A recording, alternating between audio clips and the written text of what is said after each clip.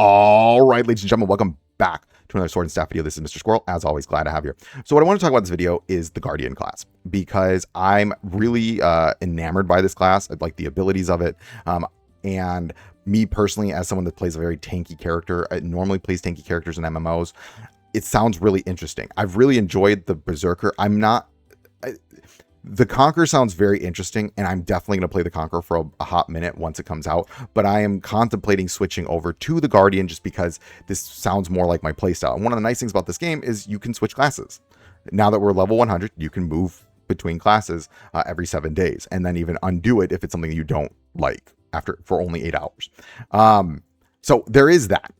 If you're more interested in, for instance, like, just, maybe one season you really like for me, the Blade of Judgment. I like the Blade of Judgment build Berserker way more than I like the Paladin.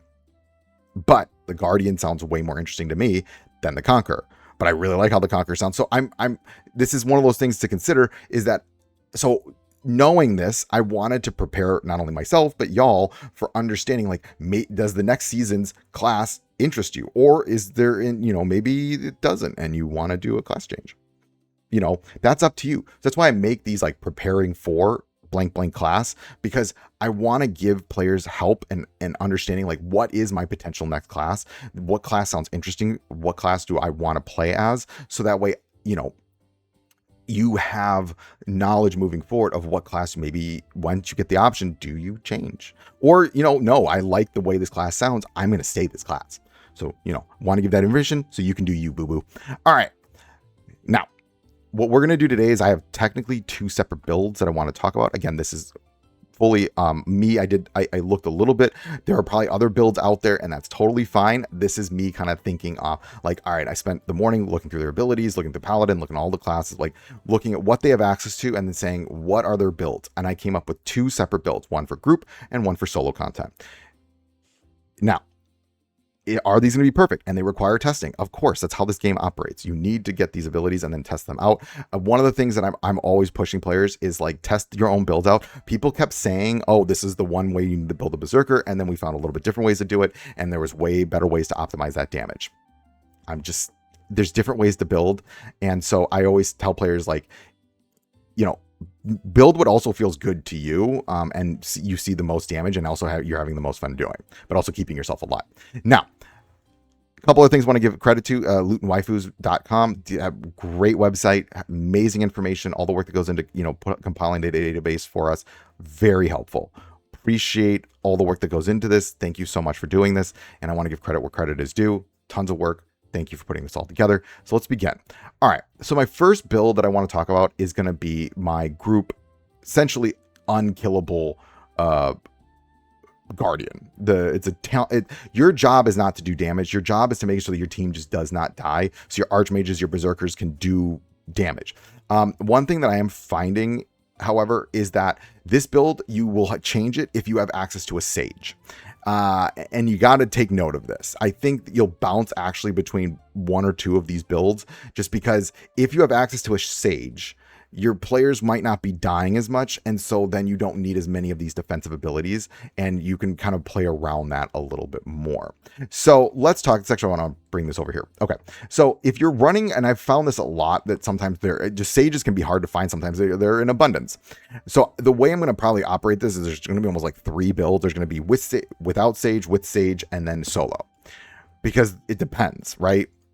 Now, without a sage, this build, I think this top build right here is the one I would probably run. Luminous Shield and Guardian Ring. Remember, Luminous Shield just gives you block rate. Guardian Ring, we've seen this already. This will just give you a shield to start a turn. Now, the 2 new abilities are going to be the Hamper Strike and the Desperate Protection. And I want to go through these, and then also Rebound. Every time you block, you'll deal physical damage back. This build is going to be like, you want to get hit, deal damage back. There are other ways to play around this, but we'll talk about this in a moment. The new abilities are going to be Hampering Strike and Desperate Protection. Holy Aegis is the Charm, Iron Will, and Oath of Vigil. So let's talk about these new abilities here. So Hampering Strike is essentially just your new taunt, because it does 4 grids of the caster instead of 3, and does light damage. It's just, it's a better taunt. And then finally, the other one that I wanted to go over, sorry, I have to remember, and then Desperate Protection.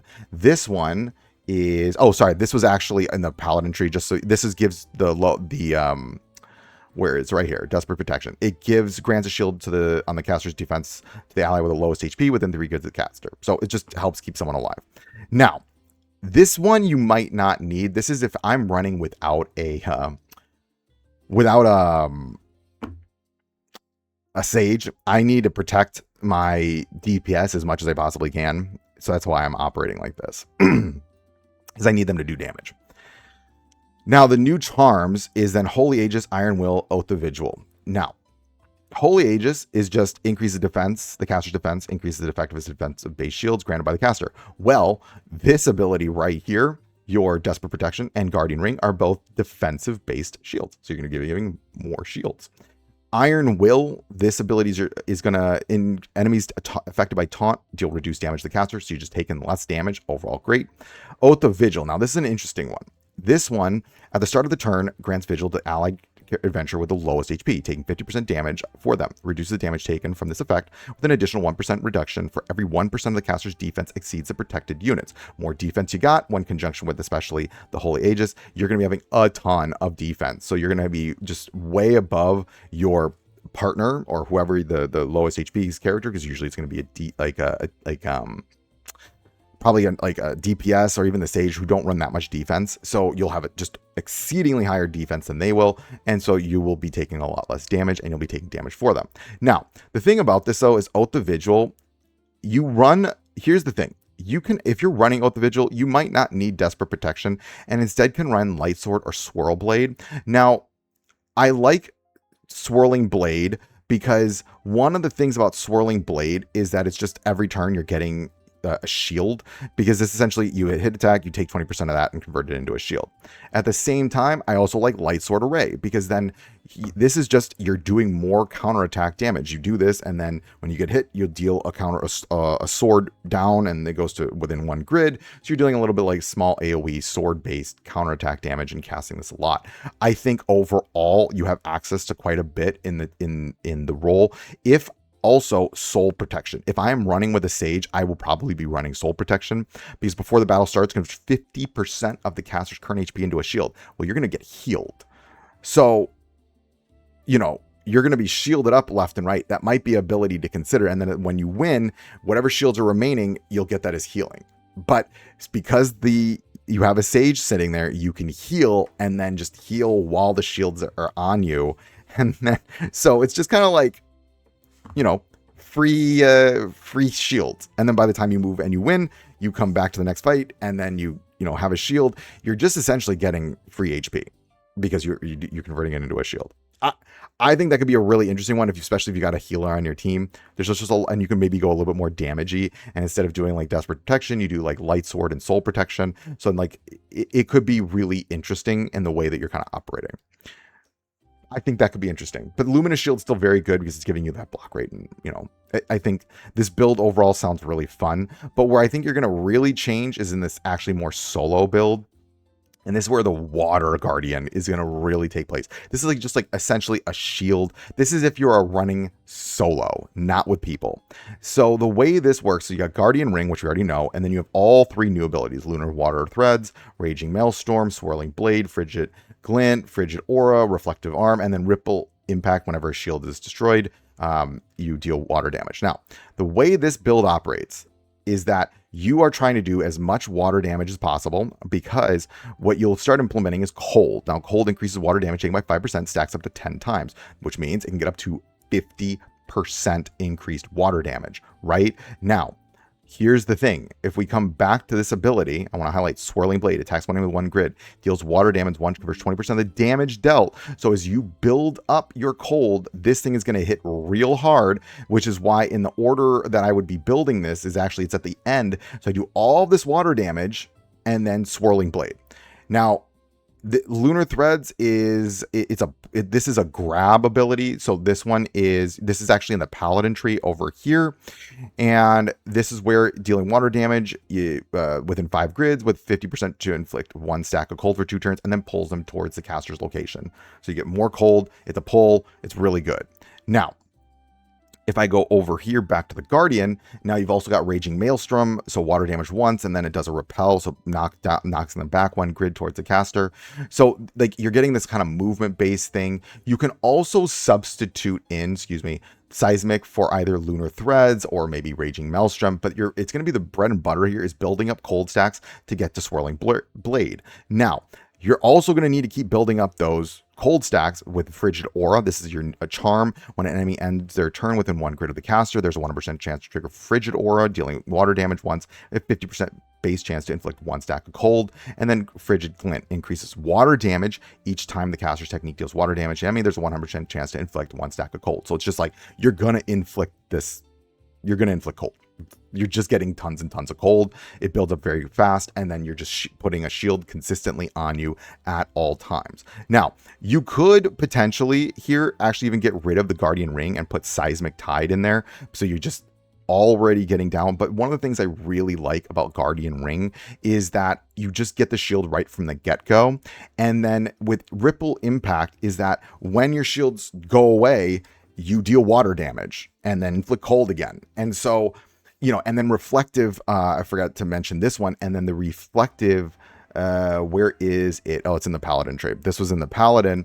The Reflective Armor, while shielded, caster reflects a percent of the damage taken back to the attacker as light damage once for each technique attacked received. So you're dealing tons of damage via just standing there. Now, I like all of these abilities because then you're just tons of water damage and then you're doing some light damage in return, right?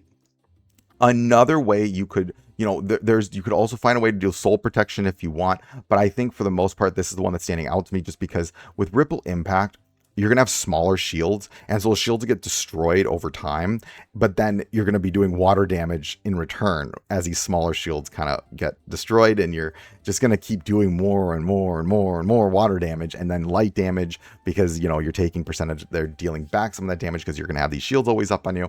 I think this build will just be a really fun solo build that'll allow you to just tank almost everything, and just keep chugging on forward. Will I have to maybe potentially change this build up a little bit? Of course, but this is something that's really been standing out to me as being kind of this like fun water build. It's constantly keeping up cold at like 10 plus stacks, and you're just dealing 50% increased damage, and your Swirling Blade is absolutely just wrecking everyone left and right. Now, again, I will say this, is this perfect? Well, we'll see.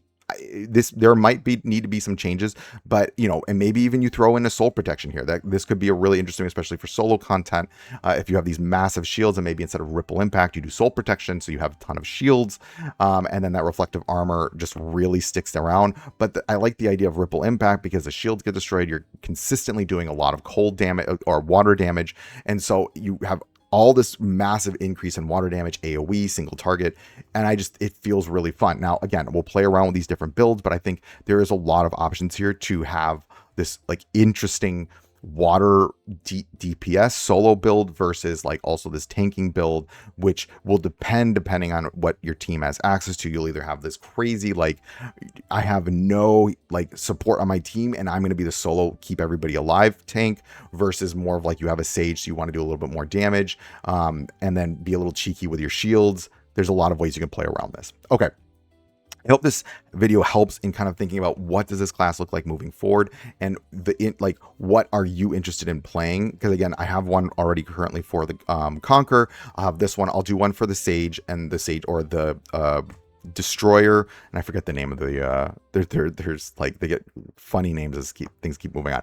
I'll do one for each and every single class so that you kind of have like an idea of what the classes are doing moving forward. All right. Hope this helps. Love to hear your thoughts and opinions. And as always, remember, failing is your first attempt at learning.